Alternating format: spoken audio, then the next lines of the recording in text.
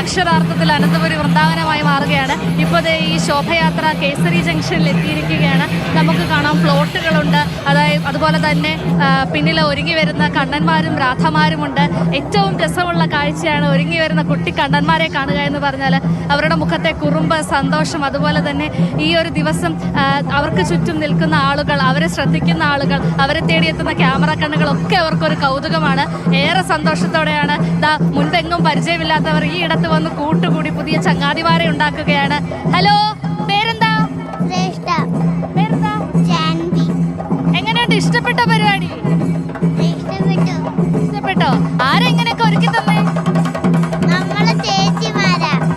കണ്ടോ, ആ പറഞ്ഞതുപോലെ തന്നെ കുറുമ്പ് പിടിച്ച് സന്തോഷത്തോടെ വരുന്നവരുണ്ട്. ചിലരൊക്കെ ചിണുങ്ങി കരയുന്നുണ്ട്, ചിലരൊക്കെ അച്ഛൻ്റെയും അമ്മയുടെയും പിടിവിട്ട് പോകാൻ ബുദ്ധിമുട്ടുന്നവരുണ്ട്, ക്യാമറ കാണുമ്പോൾ ചെറിയ പരിഭ്രമം കാണിക്കുന്നവരുണ്ട്. ഈ വാദ്യഘോഷങ്ങളുടെ, ഈ മേളത്തിന്റെ ഒക്കെ ഇടയിലൂടെ അവരിങ്ങനെ നടക്കുകയാണ്, പഴവങ്ങാടി ലക്ഷ്യമാക്കി നടക്കുകയാണ്. അവിടേക്കാണ് ഈ യാത്ര. നമുക്കറിയാം, കൊച്ചു കുട്ടികൾ, അതായത് കൈക്കുഞ്ഞുങ്ങളായിട്ടുള്ള കുട്ടികളെയൊക്കെ എടുത്തോണ്ട് വരുന്ന അമ്മമാരുണ്ട്, കുഞ്ഞു കണ്ണന്മാരുണ്ട്, കൗതുകത്തോടു കൂടി ക്യാമറ നോക്കുന്നവരുണ്ട്. പേരെന്താ? പേടിച്ചു പോയ ആള് അമ്മാമ്മയുടെ കൈ പിടിച്ച് നടക്കുകയാണ്. ഒരുപാട് കൗതുകത്തോടു കൂടിയാണ് അവർ യാത്രയിൽ പങ്കെടുക്കുന്നത്. ചിലർക്ക് വഴിപാടുകളായിട്ട് എത്തുന്നവരുണ്ട്, അതുപോലെ തന്നെ പുറത്തേക്കൊക്കെ പോകാനുള്ള ആൾക്കാർ ഈ അവസാനത്ത് പോകുന്നതിന് മുമ്പ് കുട്ടീനെ ഒന്ന് കൃഷ്ണനാക്കണം അല്ലെങ്കിൽ ഒന്ന് രാധയാക്കണമെന്ന് മോഹിച്ച് വരുന്നവരുണ്ട്.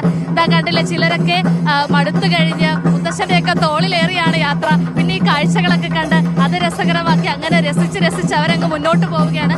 ഈ വൈകുന്നേരം ആകുമ്പോഴത്തേക്കും, അതായത് രാത്രി വന്ന് വീഴുമ്പോഴത്തേക്കും ലൈറ്റുകളൊക്കെ തെളിയാൻ പോകുന്നുണ്ട്. അപ്പൊ കാഴ്ച ഒന്നുകൂടെ ഭംഗിയാവും.